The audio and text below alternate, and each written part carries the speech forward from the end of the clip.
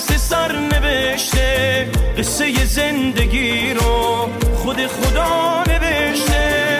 کوتاه عمر آدم میگذره رفته، فقط 2 روز دنیا 1 روز شب گذشته.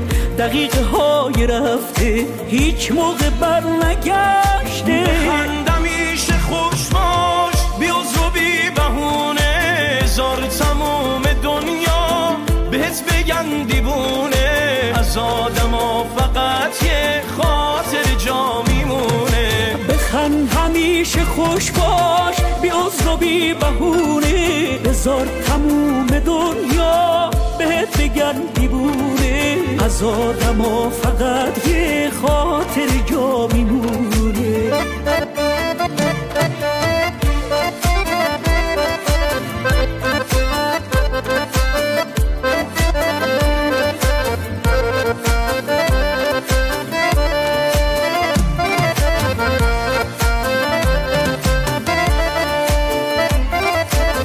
خودت بیا نکنه لج کنی یا نکنه خسته شی یا با خودت بند بشی یا.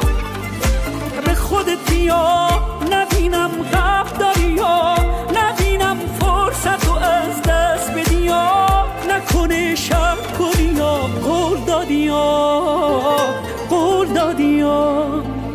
بخند همیشه خوش باش بی عذر و بی بهونه، زار تموم دنیا بهت بگن دیوونه. از آدما فقط یه خاطر جا میمونه. بخند همیشه خوش باش بی عذر و بی بهونه، بذار تموم دنیا بهت بگن دیوونه. از آدما فقط یه خاطر جا میمونه.